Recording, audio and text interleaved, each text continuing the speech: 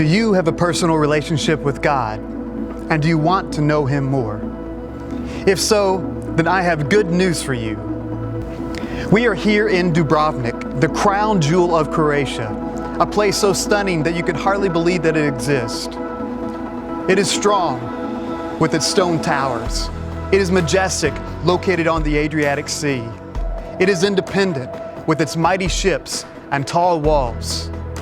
And it is a great place for independent-minded, freedom-loving Croatians, Croats, and others to go and launch a journey towards God. Nikola Primorac was from Dubrovnik, and he was a sailing captain. And one day, on a bet and a dare, he declared that he would cross the Atlantic on only a small wooden boat.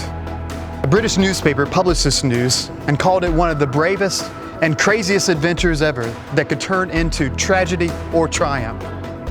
And after nearly 90 days of weathering storms and far distance, he finally arrived in New York Harbor, only to promptly turn right back around almost immediately and sail back to his home country, to Croatia, to claim his reward.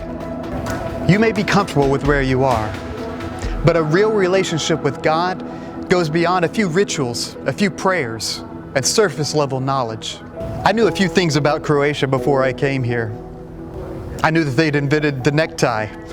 I'd seen pictures of the beautiful beaches, the castles, the high walls, and heard stories of the wonderful people here. But most of these things were things that I'd heard or read. I had not truly experienced them firsthand. And so it is with God.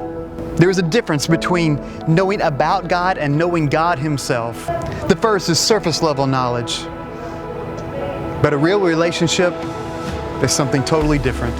In order to truly know Croatia and the people here, I had to come here, experience it for myself, walk the city streets, share meals with people, and experience life together. I had to go on a journey and an adventure. I had to be open to new experiences, new friendships. And it's a journey which has both challenges and reward. And going on this journey of faith has the greatest reward of friendship with God Himself. And we learn something about going on a journey towards God in the story of Abraham. Abraham, who was called 3 times in the Bible a friend of God. God had called Abraham to go on a journey, to leave behind his father's household, his country, most everything that he knew, and to go to the land that God told him to go to. And God made a great promise that through him, one of his descendants, all peoples would be blessed. And so Abraham went on this incredible journey. But nearly 25 years pass, and still he does not have a child. But after many years, God Himself would appear to Abram. And we read about this in Genesis chapter 18. The story says that the Lord God Himself appeared to Abram while he was sitting near the entrance of his tent during the heat of the day.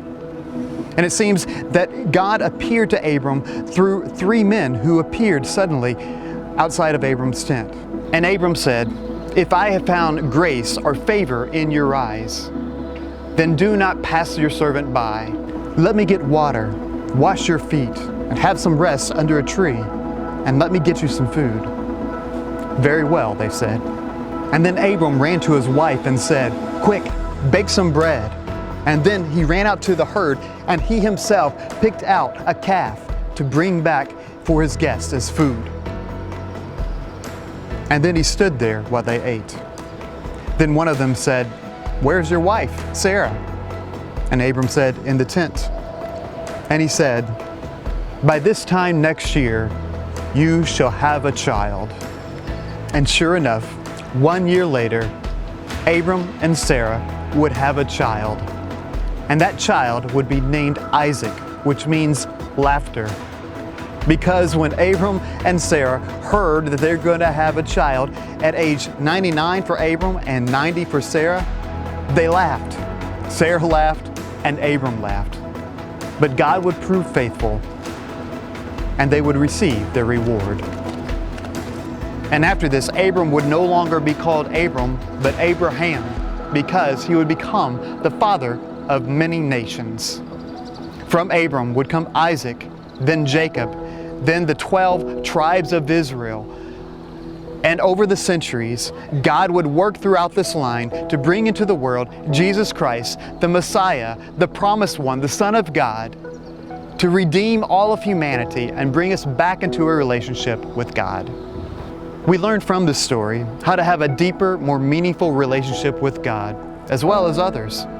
Abraham was available. He wasn't too busy. His schedule wasn't too full. And so when God appeared, he was able to receive him. Abraham was open to a new experience, a new encounter with God, and a deeper, more meaningful relationship. Abraham was hospitable. When God showed up at his tent, he received him and offered him food and drink and rest. Being available, open, and hospitable, these are all things which can help us have deeper, more meaningful relationships with God and others. But ultimately, we feel the closest to those with whom we share common values, common goals, and common experiences. And Abraham was a righteous man. That is, that he wanted to do God's will. Through his journey of faith, through his being open to God and going where God called him to go, he grew in a wonderful friendship. So now, how about you? Where are you in your relationship with God? Where are you in your friendship with the Father? And how do you want to grow in this relationship? May God bless you on this journey.